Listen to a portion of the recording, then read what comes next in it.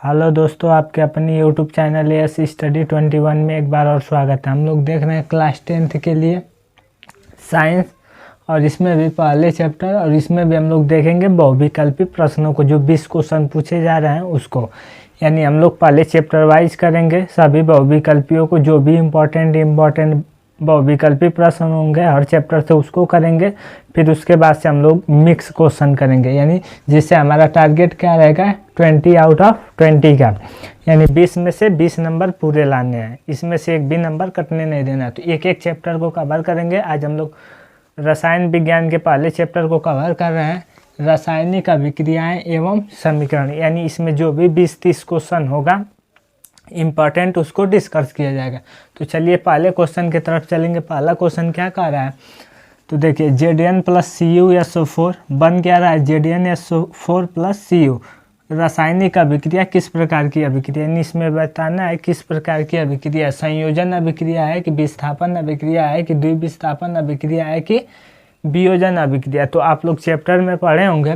तो देखिए यहाँ Zn क्या कर रहा है, Cu को विस्थापित कर दे रहा है, खुद ही बना ले रहा है क्या Zn SO4। तो कौन सा अभिक्रिया हो जाएगा, विस्थापन अभिक्रिया, यानी ऑप्शन नंबर कौन सा सही हो जाएगा, सेकंड। चलिए सेकंड क्वेश्चन की तरफ चलेंगे। क्या कह रहा है सेकंड क्वेश्चन, जब मैग्नीशियम यानी Mg, ये भी पूछा जा सकता है कि मैग्नीशियम का प्रतीक होता क्या है, तो क्या हो जाएगा Mg, जिसके लिए आपको हाइड्रोजन से लेके यानी 1 से लेके 30 तक यानी जिंक तक आपको याद कर लेना है।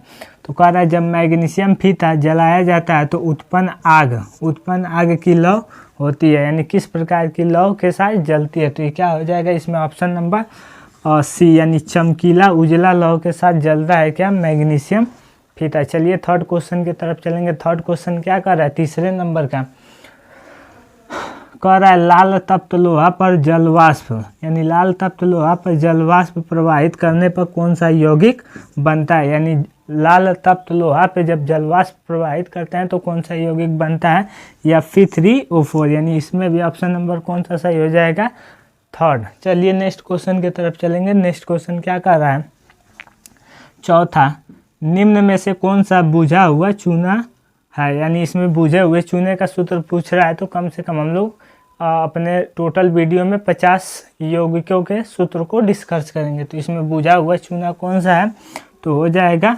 CaOH का होल ट्वाइस, यानी इसका रासायनिक नाम क्या हो जाएगा, कैल्शियम हाइड्रोक्साइड। और कैल्शियम का सिर्फ प्रतीक पूछता तो Ca होता, और यहाँ पूछा है बुझा हुआ चूना, तो क्या हो जाएगा कैल्शियम हाइड्रोक्साइड, यानी CaOH का होल ट्वाइस। ऑप्शन नंबर कौन सा सही हो जाएगा, सेकेंड। पांचवें क्वेश्चन की तरफ चल रहे हैं।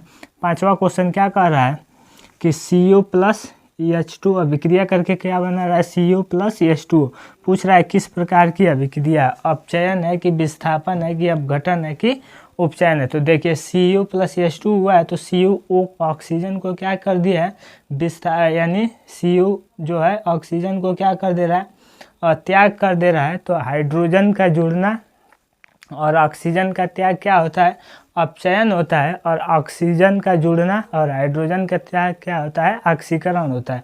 तो देखिए इसमें कौन सा अभिक्रिया हो जाएगा, अपचयन अभिक्रिया हो जाएगा, यानी ऑप्शन नंबर ए। चलिए 6 नंबर क्वेश्चन की तरफ चलेंगे। 6 नंबर क्वेश्चन क्या, 6 नंबर, जब सोडियम हाइड्रोक्साइड जिंक के साथ अभिक्रिया करता है तो कौन सा उत्पाद बनता है, यानी जब सोडियम हाइड्रोक्साइड का जिंक के साथ अभिक्रिया कराया जाता है तो कौन सा उत्पाद बनता है।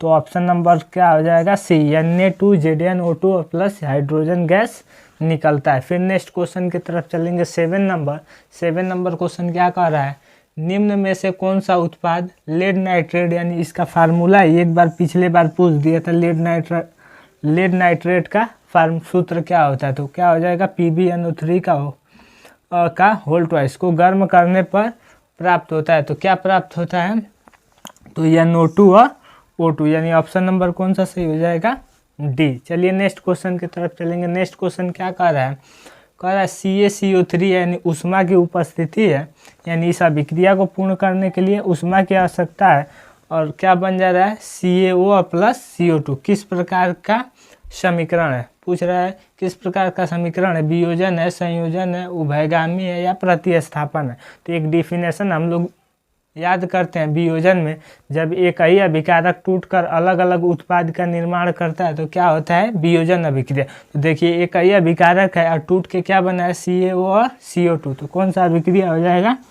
वियोजन अभिक्रिया हो जाएगा, यानी ऑप्शन नंबर कौन सा सही हो जाएगा, ए। फिर नेक्स्ट क्वेश्चन 9 नंबर क्या कर रहा है, सिल्वर क्लोराइड का रंग होता है, यानी सिल्वर क्लोराइड इसका फार्मूला क्या हो जाएगा, AgCl, यानी सिल्वर क्लोराइड का फार्मूला क्या हो जाएगा, AgCl, और इसका रंग कैसा होता है, श्वेत यानी सफ़ेद रंग का होता है। फिर नेक्स्ट क्वेश्चन रंग ही से कह रहा है 10 नंबर, फेरस सल्फेट क्रिस्टल का रंग होता है, यानी फेरस सल्फेट क्रिस्टल का रंग किस प्रकार का होता है, तो हरा होता है। चलिए अपने नेक्स्ट क्वेश्चन 11 नंबर की तरफ चलेंगे। 11 नंबर क्या कह रहा है, नाइट्रोजन डाइऑक्साइड फार्मूला होता है, NO2 के धुएं का रंग कैसा होता है, यानी NO2 के धुएं का रंग कैसा होता है, तो भूरा। ऑप्शन नंबर कौन सा सही हो जाएगा, ए। चलिए नेक्स्ट क्वेश्चन 12 नंबर की तरफ चलेंगे। क्या कह रहा है, श्वसन किस प्रकार की अभिक्रिया, तो देखिए कौन सा सही हो जाएगा, उपचयन सही हो जाएगा। यदि ऑप्शन में उपचयन नहीं आता तो क्या मारते, उष्माशोषी अभिक्रिया मारते। चलिए नेक्स्ट क्वेश्चन की तरफ चलेंगे। 13 नंबर कह रहा है, साग सब्जियों का विघटित होकर कंपोस्ट बनना किस अभिक्रिया का उदाहरण है, यानी साग सब्जियों का विघटित होकर कंपोस्ट बनना किस अभिक्रिया का उदाहरण है, तो ऑप्शन नंबर कौन सा सही हो जाएगा, ए, यानी उष्माशोषी अभिक्रिया का एग्जाम्पल है। चलिए नेक्स्ट क्वेश्चन की तरफ चलेंगे। कह रहा है 14 नंबर, उपचयन वह प्रक्रिया है, यानी उपचयन व प्रक्रिया, यानी उपचयन को और किस नाम से जानेंगे, ऑक्सीकरण के नाम से, ऑक्सीकरण के नाम से, या तो ऑक्सीकरण आएगा नहीं तो उपचयन आएगा।